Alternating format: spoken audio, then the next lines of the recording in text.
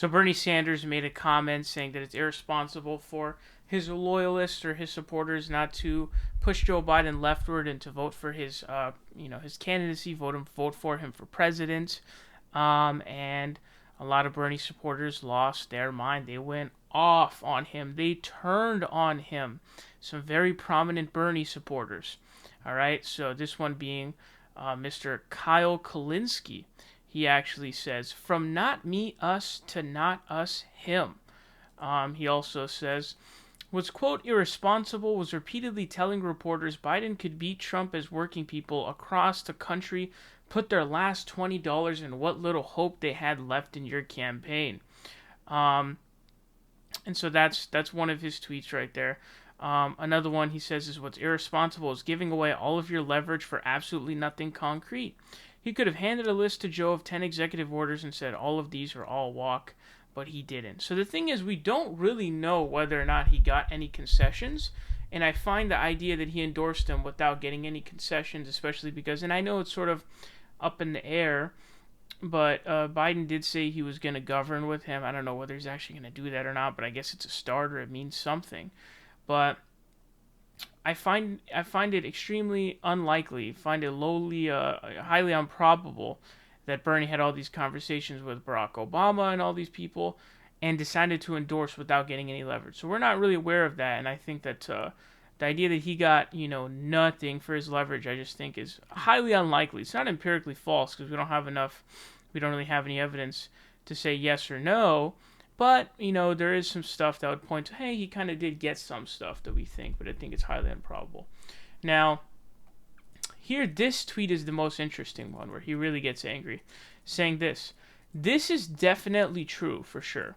Now, between the gap between Super Tuesday and the March 17th primaries, he got rocked on March 10th. Okay, then he got rocked on March 17th with the pandemic primaries. March 10th, he got rocked on, the 6 states that happened there. It was the day of the Michigan primaries. And then March 3rd was Super Tuesday primaries.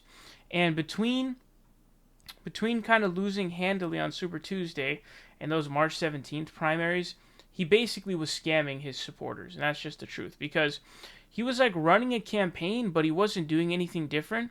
And it seemed like he wasn't trying to win whilst also begging for money, texting supporters every day for money. Meanwhile, he's not doing anything. Meanwhile, he's going on, all these different shows and saying, hey, Donald Trump can, Joe Biden can beat Donald Trump. You're scamming your supporters because you're not trying to win. You're not doing anything different. You basically know you're losing and you're continuing to lose, but you're begging your supporters for money. That's absolutely irresponsible, and I'm glad that came to an end. They stopped asking for money because of, the Cove stuff that's going on.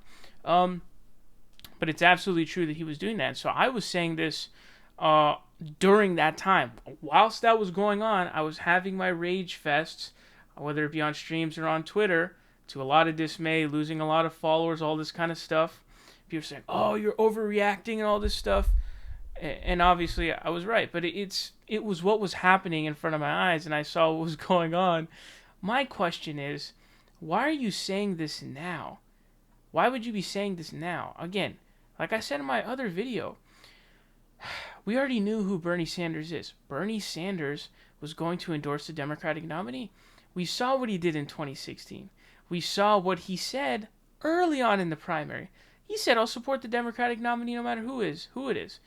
So why is anybody surprised by this? He genuinely sees Donald Trump as the bigger, greater evil, okay? And so that's what he wants to do. And so that's why he believes that Joe Biden would be better. So why would you rage at this? What is so anger-inducing about this if you already knew what was going to happen? It'd be one thing if it was like sort of ambiguous, or we figured maybe Bernie wouldn't endorse the Democratic nominee. No, we know who Bernie Sanders is. That's what he will always do. That's who he is. That is just his personality. That's who he is. So this comment is definitely correct. I just don't understand the timing of it. I don't know why this wasn't sent during the time where this was actually happening. Because if I were standing at the time seeing what was happening, I'm sure he saw it as well. So he's not wrong here. He's definitely not wrong here. This tweet I'm not really sure about. Another one, very big Bernie supporter, went on mainstream media to defend him a lot. Really went ham. She says, I know the media will never understand this, but this moment right now with Bernie trashing his own supporters is exactly why he lost. He was more committed to maintaining power for the Democrats than claiming it for his own movement.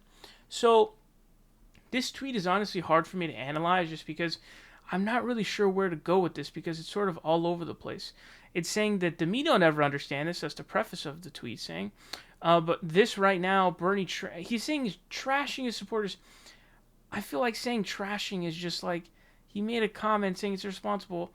I don't consider that to be trashing, and I feel like it's a severe overreaction. And I feel like if you really get angry at that, like you really have to be pretty insecure about something. I'm not really sure what's going on. Again, dude, like why did you not expect this? Did you not see this coming? Are you brain dead? Like what is wrong with you? So I don't know why people are so up in arms over this comment. It's not a big deal. It's very expected. And to say it's trashing as if it's some like personal attack or something like that. I find it really weird to me. But saying that that's exactly why he lost, that it's, maintaining the Democratic Party's power. I don't think that it was Bernie Sanders wanting to maintain the power for the Democrats that made him lose. I think it has more to do with his personality and his shortfalls as a candidate. So, is it likely that Bernie Sanders being a massive bitch basically lost him the campaign? It's highly probable for sure. No matter how you cut it, the only way he could have overcame, and even that maybe is impossible, but the only way he could have overcame that is if he had Mark Longabaugh, who was a senior advisor to him in 2016. He came to him when Bernie Sanders reached out to him this time. He said, hey, you need to make inroads with the CBC and the black vote because you got destroyed with the black vote, so you need to pick up some of the black vote. Bernie didn't do any of that. He didn't really reach out to black voters at all. He didn't do anything. Didn't have any real machine in South Carolina, which was the key state to work on. Didn't have people from South Carolina in his game.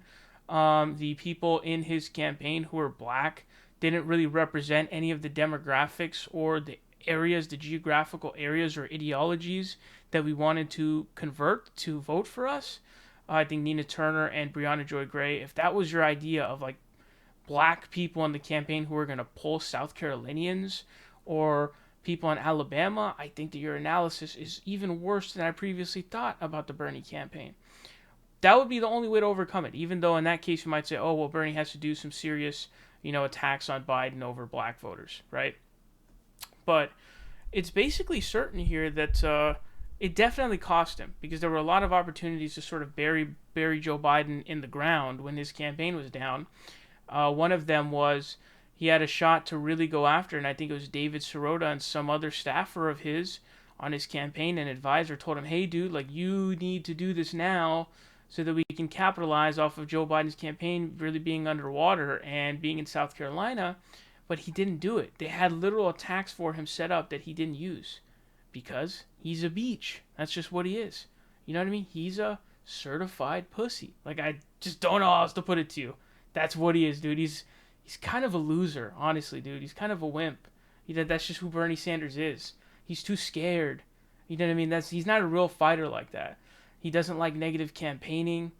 Just a big wuss, man. Really big wuss. And so that's what he's... I don't think it's more about him wanting to maintain the Democrats' power. I think it was more about that's his flaws as a candidate for president of the United States. So I think this is a sort of very emotional comment coming out for a dumb reason, because I don't know why you're sending this out now again. I have to say, if you're offended by his comment, you're just really insecure about something. You need to do some self-reflecting, because I see that comment, I'm like, well, no, duh, it's Bernie Sanders. He's gonna say that, obviously. What do you think he's gonna say? We know who Bernie is. Someone says, shameful. Sanders did far more to advance the cause you believe in than you have or ever will. He's not trashing his supporters, most of whom will follow him to Biden, but reproving those who enable Trump re-election. So another thing I got to point out and why I hate this politics that we're in right now. Everything's flipped. Now the people who have shat on Bernie Sanders for 8 years are now defending him to the teeth, okay? Because he said something they liked.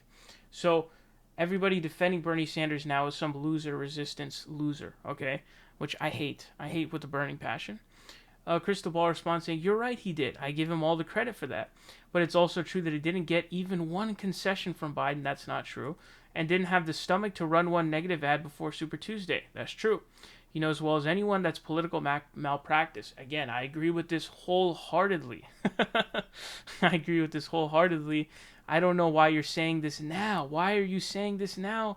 Why were you not saying this during the election or before he made these comments? What about his comments now make this come out? It's not necessarily true that he didn't get any concessions from Biden.